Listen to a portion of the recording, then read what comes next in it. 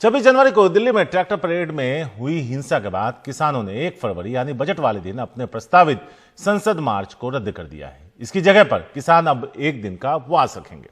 संयुक्त किसान मोर्चा की तरफ से कहा गया है कि गणतंत्र दिवस पर जो हुआ उस पर अफसोस जाहिर करते हैं, लेकिन इससे उनका कोई लेना देना नहीं था। इस बीच दिल्ली पुलिस ने हिंसा करने वालों पर अपनी कार्रवाई तेज कर दी है। किसान नेता दर्शनपाल सिंह को नोटिस जारी किया गया है। उन्हें 3 दिनों में नोटिस का जवाब देने को कहा गया। इधर संयुक्त किसान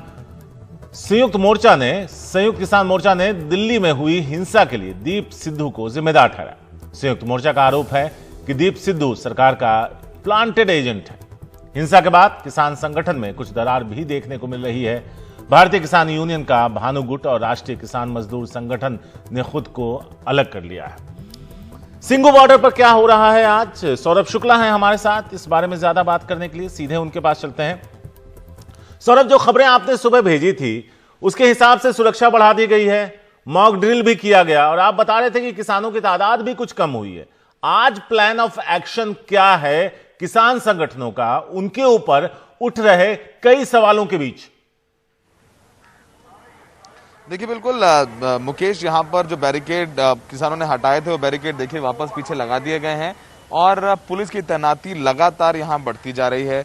सुबह पुलिस ने आज मॉक ड्रिल भी किया। आपको यहाँ पर दिल्ली पुलिस के जवान दिख रहे होंगे, हमारे सहयोगी एक पैन करके आपको दिखाएंगे। यहाँ पर जो है सीआरपीएफ के जवान भी तैनात हैं और आप देखेंगे सब अपने जितने सेफ्टी और राइट गियर हैं वो पहने हुए हैं। तो जाहिर सी बात है कि जो 26 जनवरी को हुआ वो दोबारा ना हो जाए, दोबारा ये किसान आगे ना बढ़ जाएं, उसको लेकर के दिल्ली पुलिस की पूरी तैयारी है। लेकिन किसानों ने, जैसा कि आप भी बता रहे थे कि 1 फरवरी को जो अपना प्रस्तावित मार्च था संसद में बजट के दौरान, वो अपना मार्च खत्म करने का या फिर उसको पोस्टपोन करने का ऐलान कर दिया है। तो फिलहाल सिंगू बॉर्डर पर आज सबसे बड़ी जो घटना है या कह लीजिए जिस पर सबसे ज्यादा चर्चा होगी और निगाहें रहेंगी वो है डॉक्टर दर्शनपाल को जो नोटिस दिया गया है। डॉक्टर दर्शनपाल को नोटिस शारिक इसलिए दिया गया है क्योंकि उनके मार्फत ही सारे जितने संयुक्त किसान मोर्चा के लेटर्स थे वो जारी होते थे, चाहे वो दिल्ली पुलिस को से बात करनी हो, चाहे वो केंद्र सरकार से बात करनी हो, उसमें दस्तखत होते थे। पूरा एक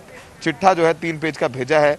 3 दिन के अंदर नोटिस देना है, जवाब देना होगा। दर्शनपाल से पूछा गया है कि आपने जो दिल्ली पुलिस का इसके साथ समझौता हुआ तो उसको क्यों तोड़ा। सिर्फ 5000 ट्रैक्टर्स की अनुमति थी, आप हजारों की तादाद में वो एक नियम शर्त तोड़ी गई।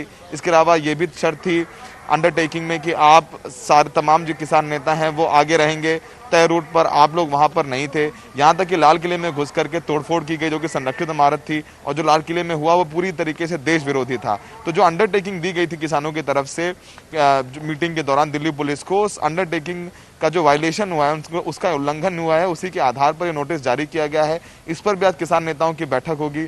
लेकिन देखिए यहाँ से किसानों का थोड़ा सा जो, चाहे वो गाजीपुर और गाजीपुर में चूंकि वीएम सिंह ने कल अपना जो आंदोलन से अपना नाम वापस ले लिया था, तो उनके कुछ समर्थक है जो गाजीपुर से गए हैं।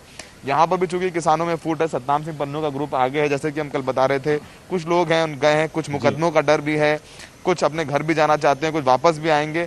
तो अब किसानों के पास सबसे 2 बड़ी चुनौती है संयुक्त किसान मोर्चा के सामने। पहली बात, दिल्ली पुलिस को कैसे जवाब दिया जाए, कानूनी कार्रवाई से कैसे बचा जाए, और दूसरा है कि आंदोलन आगे कैसे बढ़ाया जाए, क्योंकि जो परसेप्शनल लॉस हुआ है उसकी भरपाई करना बहुत मुश्किल है इस समय।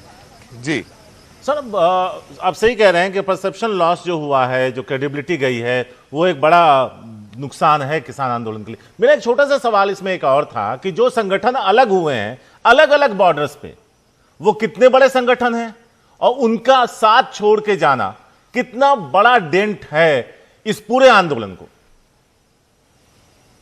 देखिए बहुत अहम सवाल है शारिक। भारतीय किसान यूनियन भानु जो चिल्ला बॉर्डर पर था, वहां पर करीबन बहुत ज्यादा 100 किसान ही रहे होंगे। भारतीय किसान यूनियन भानु पहले भी वहां पर अपना आंदोलन खत्म कर चुका था। इनके जो भानु प्रताप हैं, इनके प्रमुख, वो मिलके आए थे राजनाथ सिंह जी से जो कि रक्षा मंत्री हैं। उसके बाद उन्होंने अपना आंदोलन खत्म किया था। लेकिन जब किसानों ने आलोचना की तो वापस वहां पर उन्होंने अपने ट्रैक्टर्स लगा लिए थे।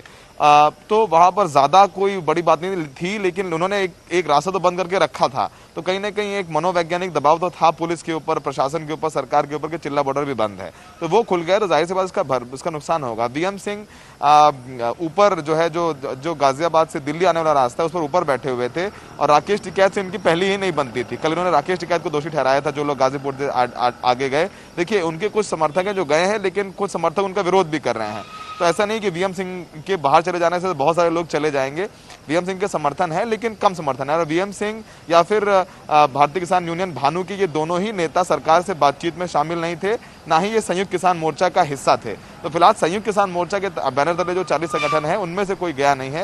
लेकिन हाँ, जब ऐसे संगठन अपना नाम लेते हैं वापस, तो कहीं ना कहीं जो किसानों का आंदोलन चल रहा था उसमें परसेप्शनल लॉस भी होता है और फूट पड़ रही है, इस बात की भी तस्दीक होती है। क्योंकि आंदोलन में तो शामिल थे, अनमने ढंग से हो चाहे जो रीजन रहा हो, लेकिन अब वो वहां से जा चुके हैं, चिल्ला बॉर्डर खुल चुका है और वीएम सिंह ने जो नाम वापस ले लिया है और दिल्ली संयुक्त किसान मोर्चा के लोग यहाँ पर हैं, लेकिन किसानों की तादाद में थोड़ी कमी जरूर आई है।